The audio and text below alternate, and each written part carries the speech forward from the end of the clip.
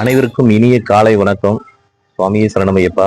சுக்கிர ஓரையை பயன்படுத்தி மகாலட்சுமியை வழிபடுறது, அது சம்பந்தமான சுக்கிர ஓரையை பயன்படுத்தி நீங்க எப்படி அந்த தன விஷயத்தை நீங்க ஏற்படுத்தலாம் அப்படிங்கிற ஒரு விஷயத்த நான் ஏற்கனவே உங்களுக்கு ஒரு பதிவு போட்டிருந்தேன்.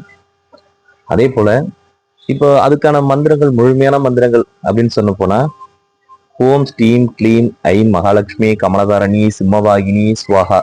ஓம் யஷாய குபேராய வைஸ்வன்னாய தனதான்யதிபதி தனதான்ய சமுர்வி தேகிதாபிய ஸ்வாகா. விஸ்தார பிரம்மாணம் பிஜமைவம் அத்தோ நத்தோ மகாகோசோ மகாபோகோ அப்படிங்கிற இந்த மந்திரங்கள் வரும். இது நம்ம எழுத்து முறையிலேயே நான் அப்புறம் பதிவுல போடுறேன். ஆனா இது இது இது மட்டுமே இந்த மந்திரத்தை என்னால சொல்ல முடியல, இதை உபாசனை பண்ண முடியல, இந்த வழிபாடுகளை பண்ண முடியல அப்படின்னா, ஓம் அசி அசி அப்படிங்கிறது, ஓம் அசி அசிங்கிற மந்திரத்தை நீங்க சுக்கிர உரையில பயன்படுத்தி வழிபட்டு வளர்பிறை அஷ்டமி நாள்ல பூஜை புனஸ்காரங்கள் செஞ்சு நீங்க தன விஷயத்தை உண்டாக்கிக்கலாம். அதே போல பாத்தீங்கன்னா, இது எதுவுமே என்னால பண்ண முடியல அப்படின்னு சொன்னா, எதுவுமே பண்ண முடியல, வழிபாடுகளை தொடர்ச்சியா பண்ண முடியல அப்படின்னு சொன்னா, நீங்க முருகரை வழிபடுறவரா இருந்தா கண்டிப்பா உங்களுக்கு எந்த எந்த ஒரு விஷயமும் ஈஸியா ஆகும். தன விஷயங்கிறது பாத்தீங்கன்னா முருகருடைய 6 சக்கரங்களுக்குள்ள எல்லாமே அடங்குது. அப்படிங்கும்போது நீங்க அப்படி இல்லைன்னா செவ்வாய்க்கிழமையை நீங்க எடுத்து முருகரை பாக்குறது வேற, மகாலட்சுமியை பாக்குறது வேறையா எனக்கு தெரியல. ஏன்னா எல்லா செல்வங்களையும் செல்வாக்குகளையும் ஐஸ்வர்யங்களையும் கொடுத்து பொருளாதாரத்துல ஒரு மனுஷன் என்னதான் கீழே விழுந்தாலும் அவரை நம்பும் போது உயர்ந்த நிலையில உயர்த்தி கொண்டு போய் உயரத்துல உட்கார வச்சிடறாரு.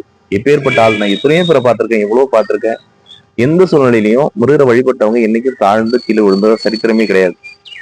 முருகரை செவ்வாய்க்கிழமையை நீங்க எடுத்துக்கிட்டு உங்களுடைய பூஜை அறையை சுத்தமா தொடச்சி, சாமி படங்கள்லாம் தொடச்சி, சந்திரம் விட்டு குங்குமம் வச்சு நீங்க செவ்வாய்க்கிழமைக்கு நல்ல முழுமையா முருகருக்கு முக்கியத்துவம் கொடுத்து உங்களுக்கு விளக்கேற்றி வழிபாடுகள் பண்ணுங்க. தொடர்ச்சியா செவ்வாய்க்கிழமை முருகரை வழிபடுங்க.